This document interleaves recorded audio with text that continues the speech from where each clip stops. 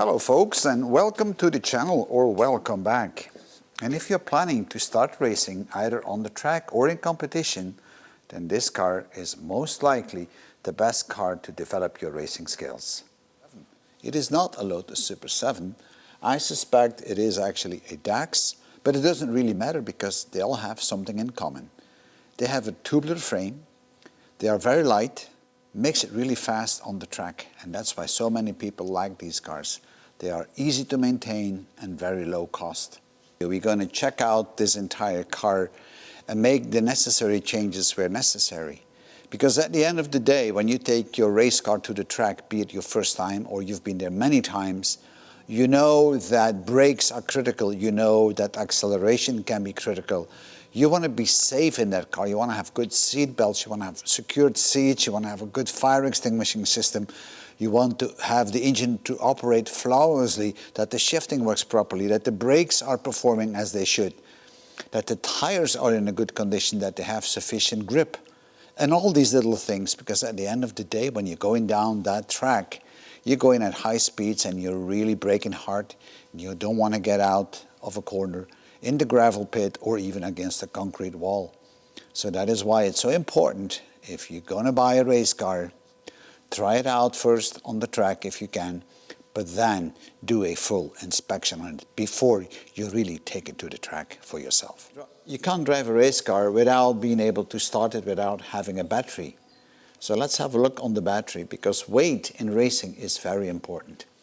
So in the back of the car I can find a positive connection and a negative connection, and this is where you could actually clamp on an external battery or a charger to charge up the battery, which is probably somewhere inside the car. This handle here is the one to actually cut the overall power in case of an accident. Here is the main breaker switch on the dashboard, so now I engaged it. Let me turn off the pumps because there's no need for the pumps to run. The battery on this car is hidden in the back, and sometimes it takes a bit of time to find out where it is. And let's remove the cover here, and then we can have a look what the battery looks like, if it's a race battery or not, what the state of the battery is, and if the emergency breaker is really working. By the way, the filling cap for the gas tank is on this car right in the back here. So let's lift the panel and see. So if I look on the battery, this seems to be like a standard battery. It's not a race battery, so that's certainly something I would replace, but it will do for now. And you can see that the main breaker is also here with a cable to the outside. So if I pull the handle on the outside, this should flip. So I'm going to pull it on the outside. You can see this flipped. So this is actually now breaking the main power. It has an aluminum fuel tank, so that is the good thing. I don't think it's a fuel cell as such. I'm not sure if it's filled with foam, but that's certainly something I strongly would recommend, to have that changed out to a fuel tank, which is either a cell or filled with foam. Now looking in the back trunk next to the battery, we can see this blue device here. This is actually an electrical fuel pump, because this car is an injection engine, so you need to have a high fuel pressure. So this is your high fuel pressure pump in the back of the car, which is getting the fuel from the gas tank, then feeds it back out over this filter back to the front of the car. So you want to make sure that all these hoses are in a good condition and that they are not leaking at all, because that could be very dangerous. And in this case, these hoses, they look quite all right, but you need to inspect them all. In many cases, these hoses will be attacked by the modern fuels, because the modern fuels are no longer like they used to be. So check for that, because then they can get actually soft. Now this is a race battery. That's the kind of battery I would put into this car. First of all, you can save weight with it, but also you can place it in any direction. It doesn't really matter which way. You know, it won't leak. Whereby the battery that's inside now is just a normal acid-based battery. You should always check the health of your battery, because the last thing you want is to run out of power on the track. So we're going to check the battery with a battery tester. Here you see that marking on the battery. I had to scratch off a little bit the sticker to find out the type. So let's hook it up. All right, so with the tester hooked up, we can now start and configure the tester. So we're going to do a battery test. we're going to do the regular flooding test. Now the type is an EN. We checked that on the battery before. And the amperage is 550. That was also marked on the battery, so make sure you set it right. If not, then you need to modify it with the cursors. And then we can start. Now, as you can see, the health is only 68%, so it does no longer provide 550, but it's going to provide 455 amps, basically. Yeah, I would probably change that. It's 90% charged, that's good. And it considers still a good battery, but you know, given the fact that it's healthy at 68%, I would probably swap it out with a raised battery. Now, while we are at the back of the car, we might as well look at the cabling, because there is quite some electrical cabling here. And I'm quite pleased to see this. This is a proper copper bar. Screws and washers and locking rings, you know, this is all very tidy, not corroded, so that's good. Now, you also notice that we have some copper tubes here, and these are the brake hoses or the brake pipes going to the brakes, and we'll look at that later, but since I'm here, I'm just looking on this T connection here. That all looks good. I mean, it looks not corroded, it looks fine. A proper roll cage is very important, and this car is having a very good roll cage, although I think they have modified it a bit. But it is powder coated, and it's important to check at all the welding points and the connection points where it connects, because a roll cage on a racetrack is going to save your life in times of a crash. Now, what it seems to me is that the back hoop here was on the car initially. It's going all the way down to the chassis on the bottom, which is good.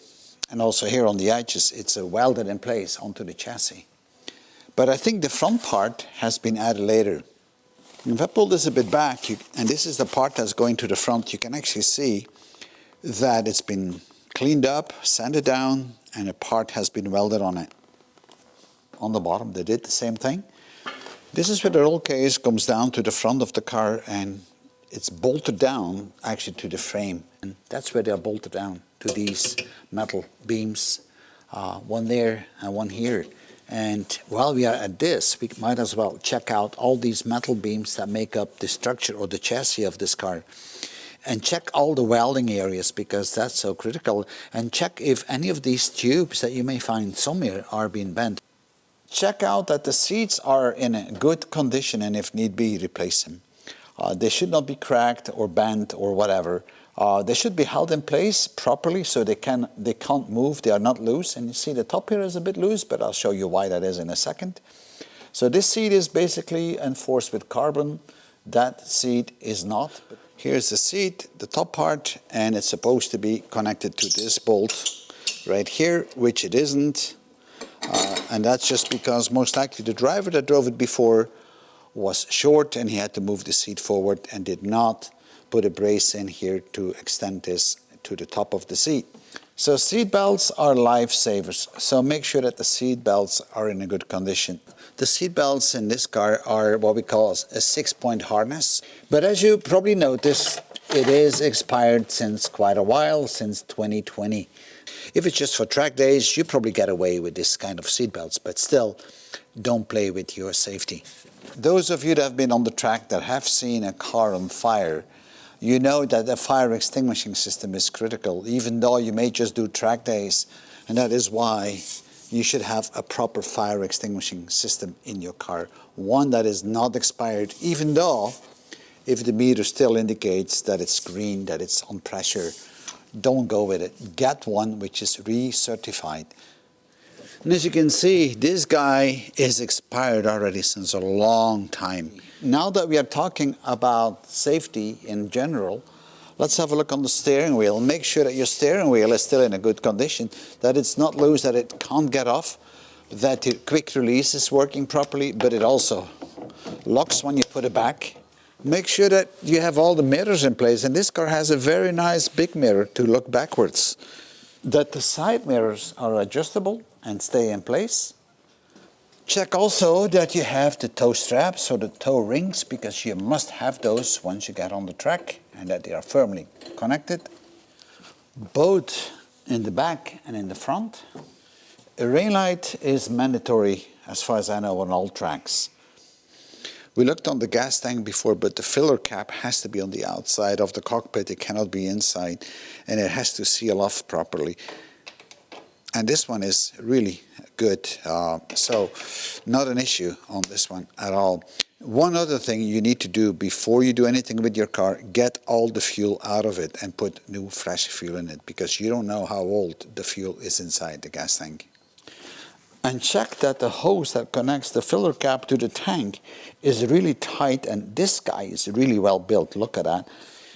And then we have the dashboard with all the controls. So make sure that your brake balance knob is working properly, but also that the gauges on engine temperature, on fuel level, on oil pressure, and so on, that all these gauges are working, especially your RPM indicator, that should be working properly, the main breaker, the ignition contact, the starter button, and all the other switches that you're going to use on your specific car to control either fans or lights or whatever.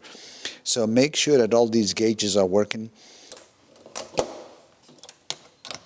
And part of the safety inspection is as well the body, the polyester panels or whatever type of panels you have. Make sure that the fenders are okay, make sure that the bonnet is okay, that everything is latched properly in place and can be locked. If the locks don't work anymore, get them changed, because you don't want these parts to fly off on the track and hit somebody else.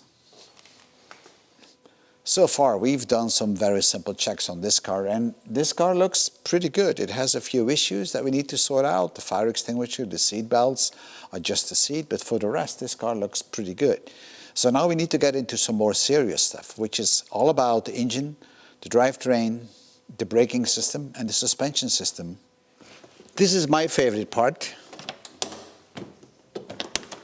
checking out what's under the bonnet. Guess the nose should come off with a couple of those very simple clips.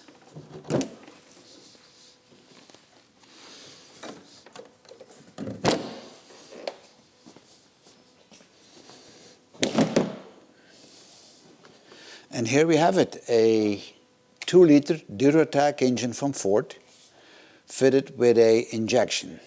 And here we've got those injectors. So we have 4 injectors, and we knew this already because we've seen it in the back of the car that we had a high fuel pressure pump, so that this was going to be an injection car. 4 injectors, and then we got the fuel rails right here, and then all this is supposed to be controlled by an ECU. All right, so we can take this off.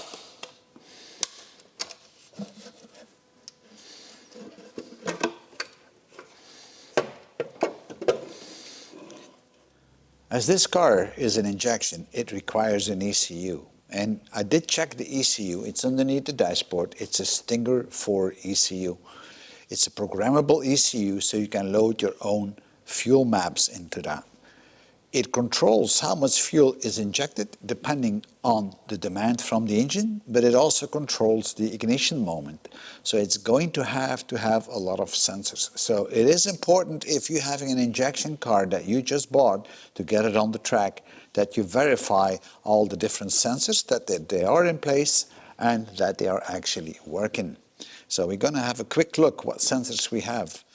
And when I get the car to run, we will then see what these sensors are doing. There's a whole bunch of tests you can do on sensors by measuring it out with ohm meters, but if the engine runs, that I don't expect too much of an issue. So let's have a quick look at what these sensors are. So these are the throttle bodies, and in the back you can see this brass-looking valve. This is your butterfly, so if you push the pedal, then they should open up. All of them, equally.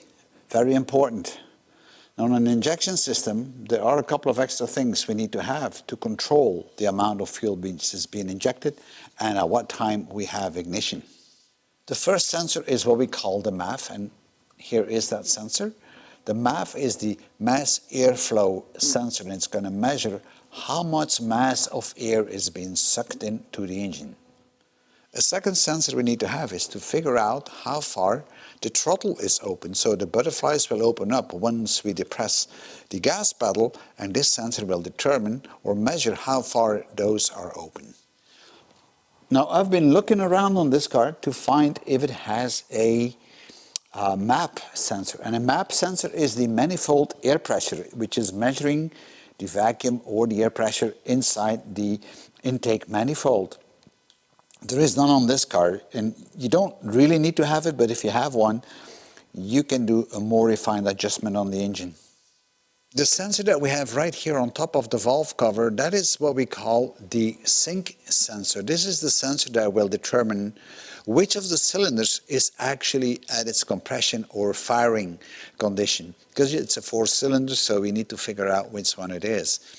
It is not connected, and I can understand it because there are combinations possible to combine the sink and the trigger together. Now this is the sink signal, but the trigger signal is on the crankshaft. So let's have a look on the crankshaft.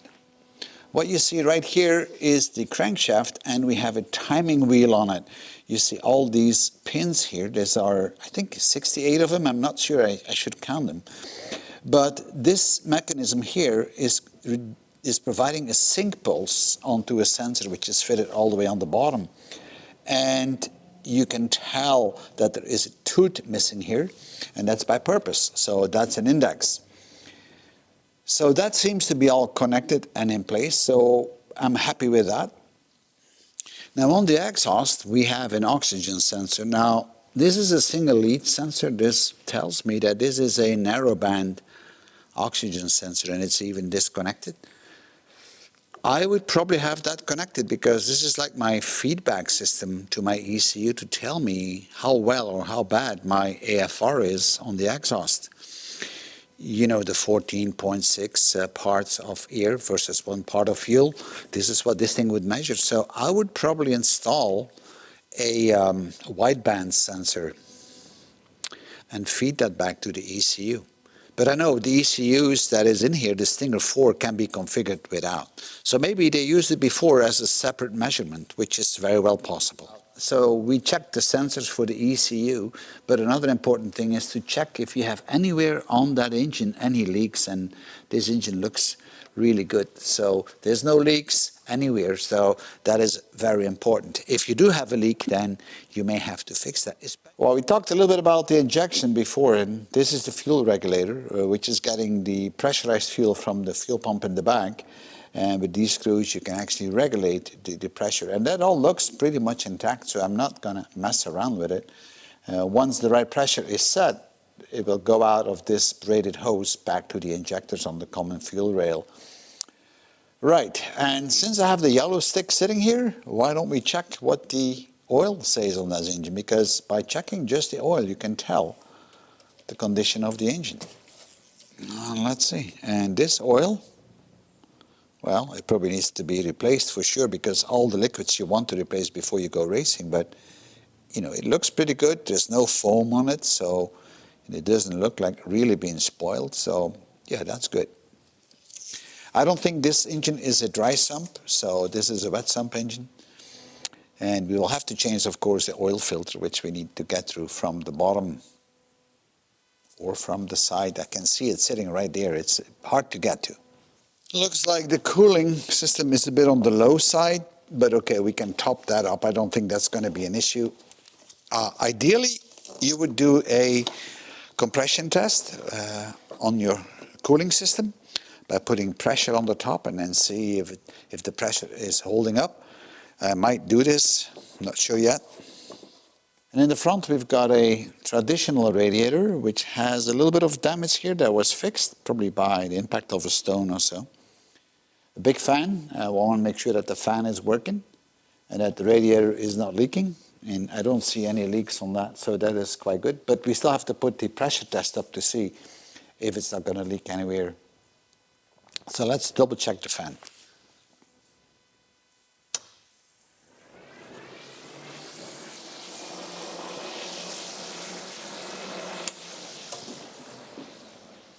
I mentioned before that the gauges on the dashboard must all be working, because this fan is not running by itself. It's not automatic, because you don't want this. You don't want to burn power on a car, on a fan that is not necessary to run. You want all the power on the car to propel the car. So that's why there's a manual switch on this car to flip on and off this fan whenever the engine is getting too warm. And that's why you need to keep an eye on that gauge to turn that on and off. And you will find that out very soon with your race car. Once you're on the track and you're waiting there and the sun is burning down on you on the track, it's hot as well, and you sit there for a few minutes, or even 5 to 10 minutes, your engine is going to get real warm. Then you want to be able to turn that fan on to cool down that engine. Now this car has no water pump. That would normally be sitting here. You can also see it on the belt. There's no water pump. But there is an electrical water pump. That's the pump right here. Again, controlled by a switch from the dashboard.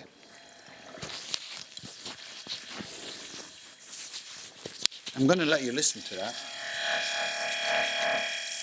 So that's the pump. Well, and check all the hoses and the connections for the cooling system. Now this car has the nice silicone tubes, which are very, very good to have. So I'm quite pleased on this car that it's been well maintained and sorted out. So the ignition on this car is an electronic ignition, a 4-cylinder, as you can see. So check all the leads that are going to the individual spark plugs and change their spark plugs because you never know how long they've been in the car. And here we have that igniter, and this is driven by the ECU. The ECU will give it the right signals to spark the proper spark lead whenever the piston is at the stop dead center for its compression stroke. So check that the ignition leads to the spark plugs are all in a good condition, and remove the spark plugs and check how they look like. So let's take one out and see. And they can be hard in it. Oh, this one is not too bad. And here it is. So let's have a closer look. I don't know what you think about these spark plugs, but I think they had their best time. So it seems to be running a bit rich as well because it's black. But also the electrodes seems to be melted away a little bit.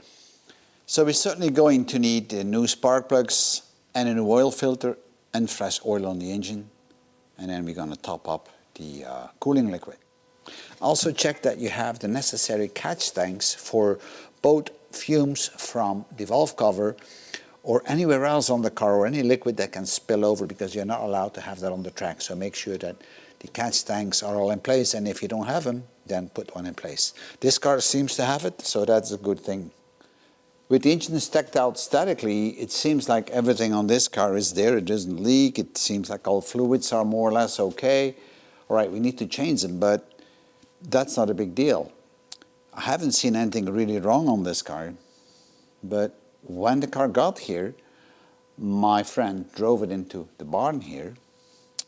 When I tried to start it just now to drive it backwards, the starter didn't do what it was supposed to do. And I did hear it as well before when my friend took it off the trailer.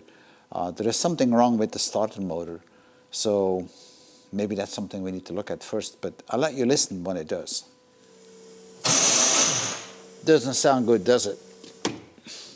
So I'm not going to even try it more because it may cause even more damage. I think it's probably the Bendix which is wrong or something else. So we need to have a look on that starter motor, what's wrong with it. So this is our starter motor, and it looks like a, well, fairly new one actually. So let's see what's wrong with it and take it out. Well, I've taken the starter motor out, and it looks almost like a brand new one. But the problem that we have is that this top part here, it actually had broken off. So this is supposed to be on there like so. So it holds that spindle in place. And that is just broken off. I think this is a very cheap starter, and there's not much I can do about this. This will have to be a replacement. So brakes are a very, very important element on your race car. So you want to make sure that your brake disc is not really damaged or cracked or has deep grooves in it. And you also want to make sure that it's not showing any signs of overheating. Now this one looks quite all right. And check for the thickness, that it's still within the limit. This car has a 4-pot Wilwood caliper, so you want to make sure that you have no leaks anywhere on this caliper. And this one looks quite all right.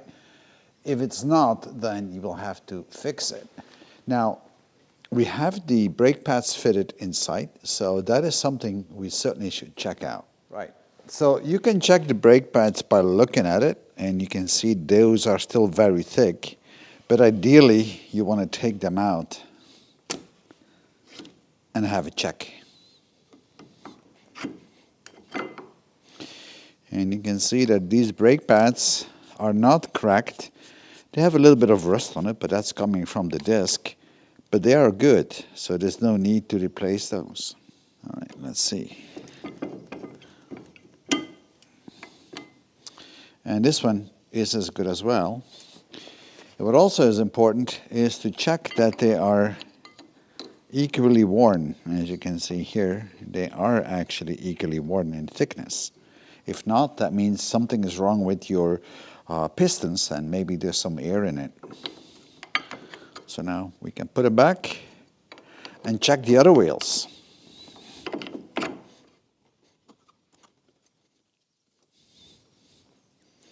Make sure it's all locked and check that the brake hoses are not pinched or damaged or leaking. And we're going to check, of course, the brakes all around the car.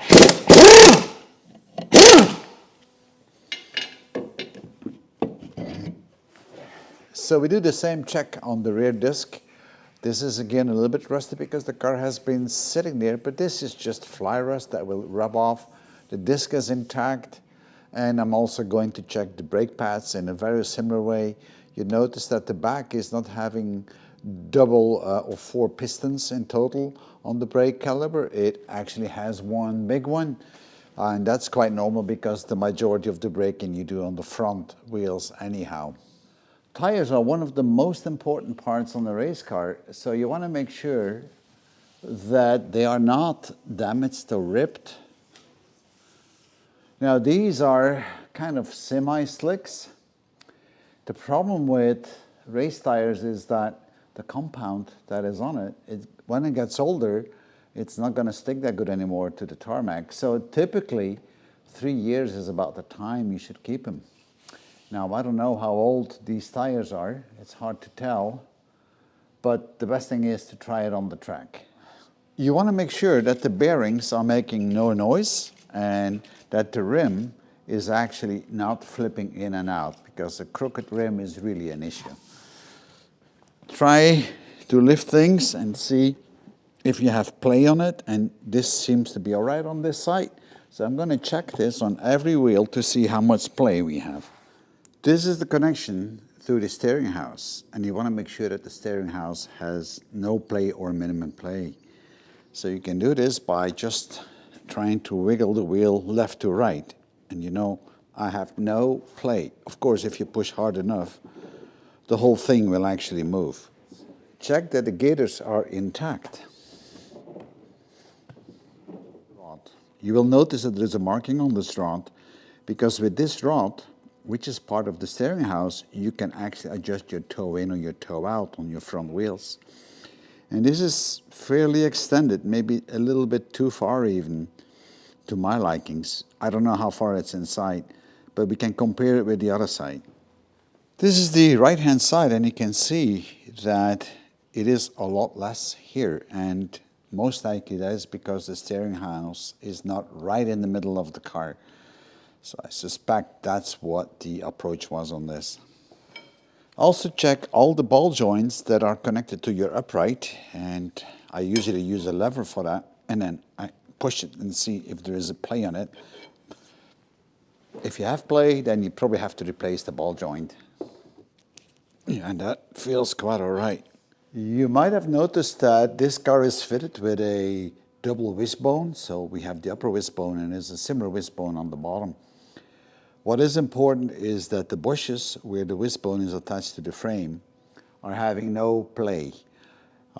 Sometimes these bushes are kind of rubbery and they will cause the wishbone to play back and forth, and therefore offsetting your geometry when you're driving the car.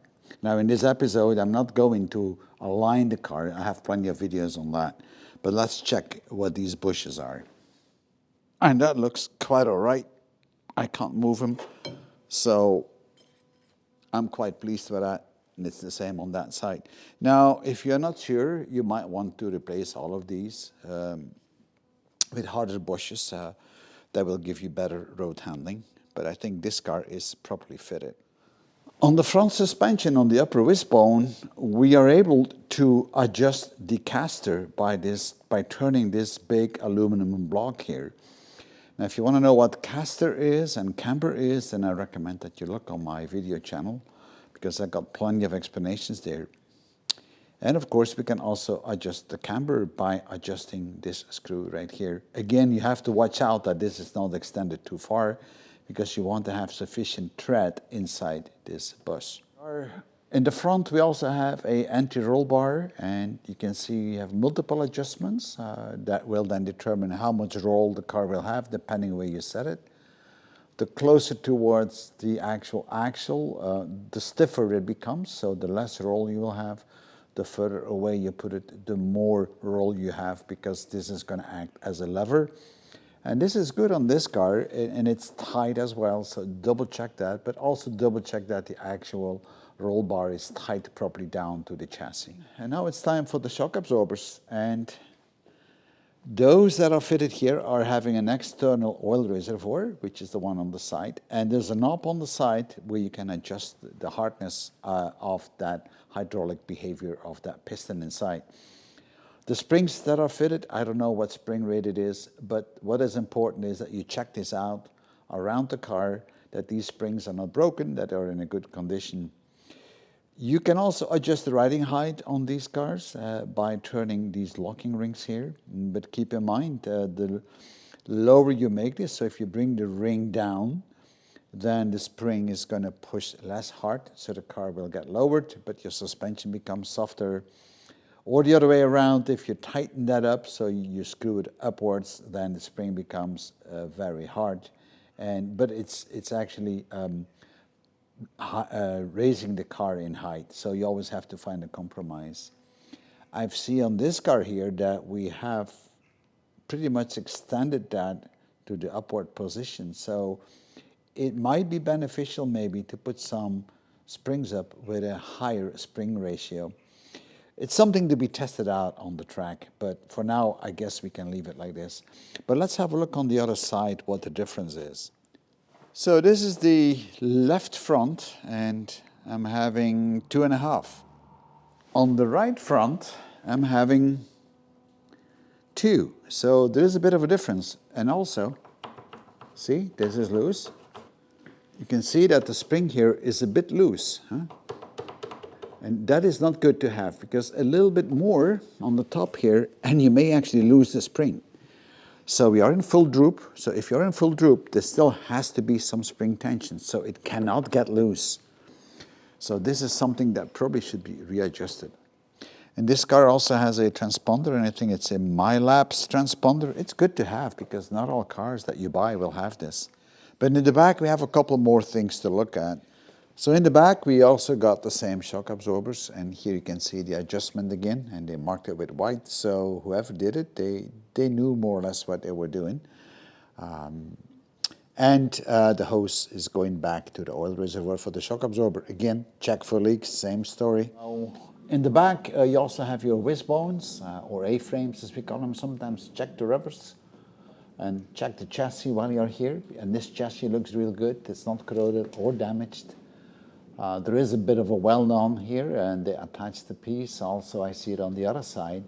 I don't know what this was, probably an anti-tramp condition or solution. But this looks all right, but double check all that, including the flex hoses for the brakes. Pay also attention to the drive shaft, that the drive shaft is not welded up or cracked, because sometimes people break them and then they kind of weld them and they are crooked. Make sure that the gaiters are good on the CV joints, because otherwise you're going to lose oil or grease, and that's not a good thing to have. And that looks all right. And it has no leaks. And the gaiters are intact. We have another little filter here, which is coming from the fuel tank. So this is one you probably might want to replace, and I don't like it the way it's been bent here. In fact, that hose is probably a little bit too long. I would probably make that shorter. So this is something we'll certainly will do. And also the hose which is hanging that low here is something I don't really like. It could be caught with something and then you rip this hose off. I probably would have protection up if it was my car. You also want to check the differential for any potential leaks and check the oil level inside. So if you undo the nut, then you can put your finger in and the oil should just be up to that point there. I don't know if this car has a limited slip differential or not. So these bolts can be in there sometimes a bit tight.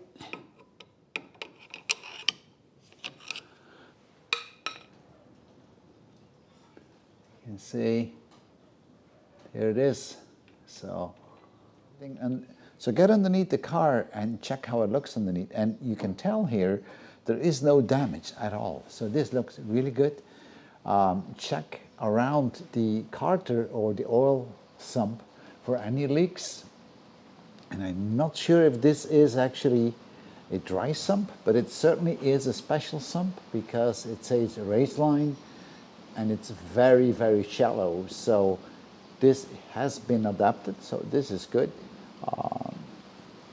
The oil reservoirs for the brakes are right here, so it's a little bit hard to get to from the top, but from here you can actually get to it because we still have to check on that, what kind of brake fluid we have inside.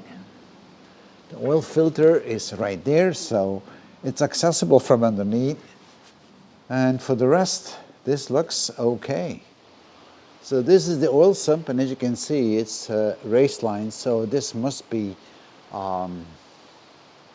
at least a baffled or a dry sump.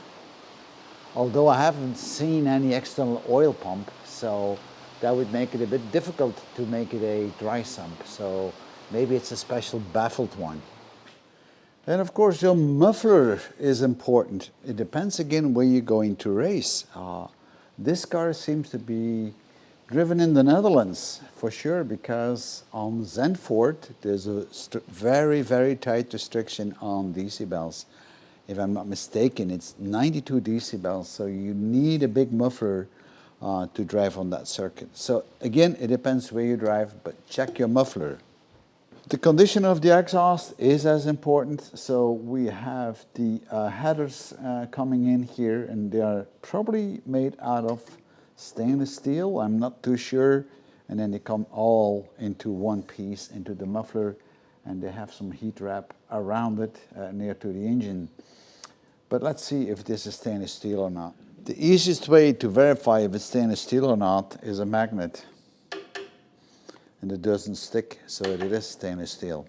So we're going to put the car on the scales so we can double check the cross weight, the total weight, and the left, right, front and back weight.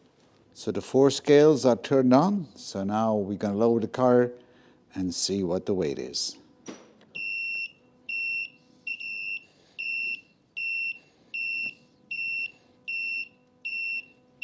In the front left we've got 139 kilograms, on the right 155. In the back we got 173 kilograms on the left and 161 on the right. And the total weight is 629.5 kilograms. This is in pounds, just for those of you that are watching in pounds. So front to rear, the front weight of the car is 46.7%, and 53.3% is the weight of the car in the back.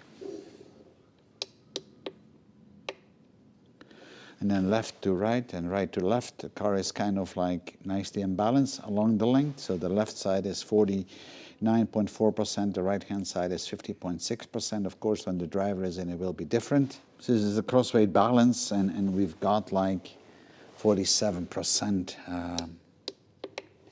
And this is in the other direction where we got 52%. So cross line between the wheels, that should be 50%, because then the car is going to corner exactly the same, or the same behavior when you corner either left or right. But overall, this is not too bad, and I expected the crossweight balance to be off. We already saw it actually on that one shock absorber. I'm a little bit surprised about the overall weight, which is 630 kilograms. With the driver, that's going to make 700 kilograms. That is almost as much as my MGB GT. But then again, 180 horsepower on this engine and 700 kilograms, not too bad, right? If you compare this to another decent car like a Porsche, which is probably around twice that weight and more, and that would equate to about 320, 350 horsepower. So not bad. The crossweight balance, as you have seen, is off. And that is, of course, the result of that one spring we've seen. So that will have to be adjusted. So I'm just going to adjust those springs so that we have a proper crossweight balance, because that assures you that the car is behaving exactly the same if you turn left or right. So folks, we've come to the end of this video, and I hope that you enjoyed it. So by now, you know what to look for if you're buying your first race car. Before you really start racing with it, check out all these things. It's going to save you a lot of hassle afterwards. And for me, all what's left now is to fix those little issues on this car, and then my friend can take it to the track and try it out. And maybe we need to do some more adjustments afterwards. Thank you for viewing, and I'll see you in my next video, which will be back about the farm rebuilding.